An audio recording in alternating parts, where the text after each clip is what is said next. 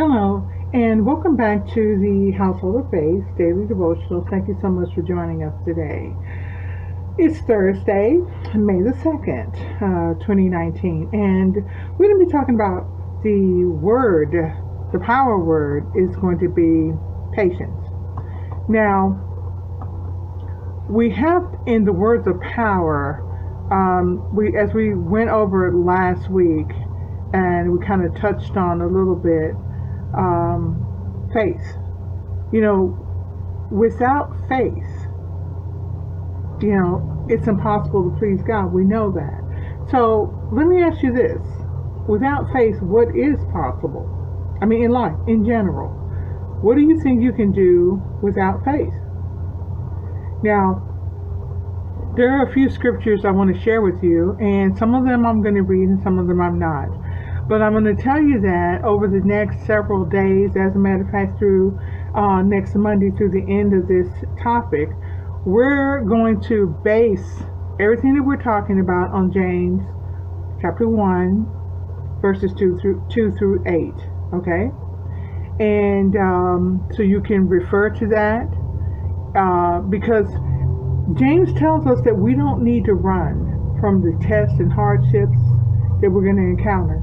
He talks about the trying of our faith makes us, whole, mature, perfect. And it goes from faith teaching you about true patience and endurance. And no matter what, we have to endure. That's something that we have absolutely got to understand, that we must endure until the end. When we go to God, whatever we ask Him for, we have to ask in faith. Build your faith up as you ask. You have to ask in faith, because He looks at the exact moment where you are right then and there, and that's going to determine whether your prayers get answered or not. Plain and simple. You don't have to believe me, but the Word says. Now, today we're going to just read, and I love Psalm 37. Now, in context, it's 7 through 9, but I'm only going to read verse 7. And this is from the Passion Translation. It says, "Quiet your heart in His presence and pray. Keep hope alive as you long for God to come through for you. And don't think for a moment that the wicked and their prosperity are better off than you." And let me tell you, I talked yesterday about, forgiveness. And the first word we started with was crossroads. And for me, patiently enduring, it seems like it's been overly long. Honestly, it's been almost a decade.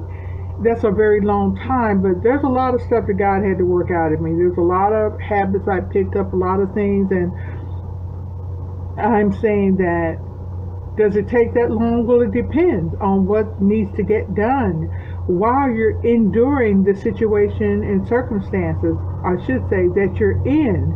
The situation may change, but whatever God's main purpose is, that has to be accomplished. And I worked out the root of bitterness, as I told you yesterday, and I thank God for that.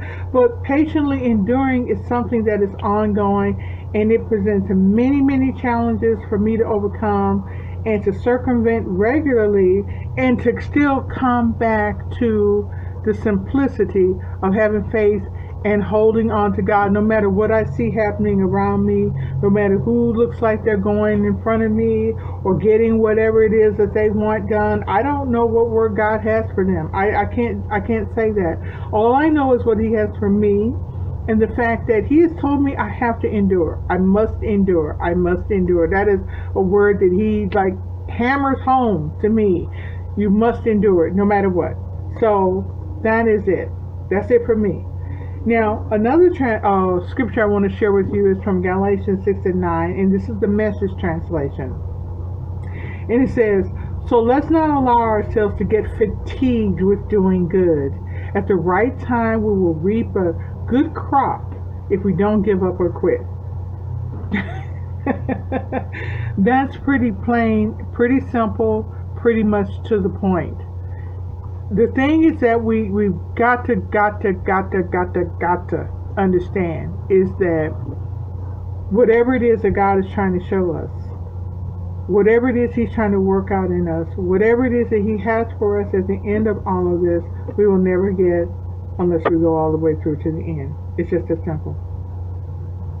And the last scripture I want to share with you on this topic of patience, and you have to have faith with it, is it's going to be from James 1, verses 3 and 4.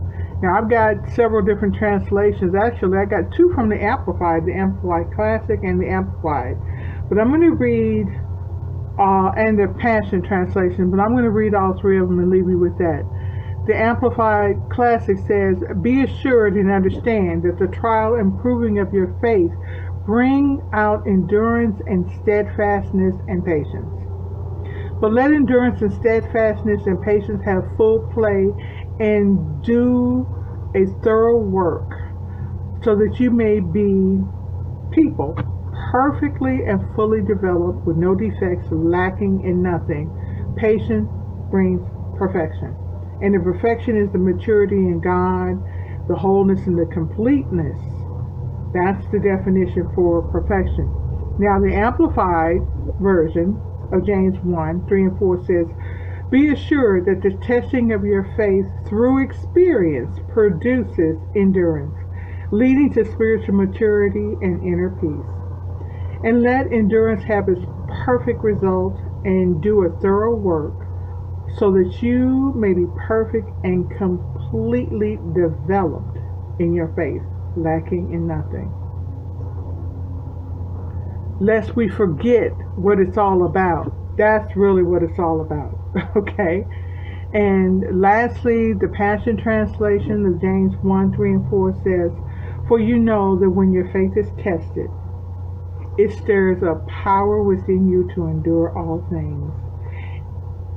And then, as your endurance grows even stronger, it will release perfection into every part of your being until there's nothing missing and nothing lacking."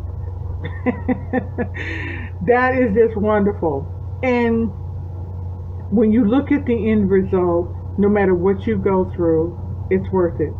And I'll just remind you that, the Bible tells us that, Jesus looked and he understood what he was going to have to go through. What he thought about was what the reward was going to be.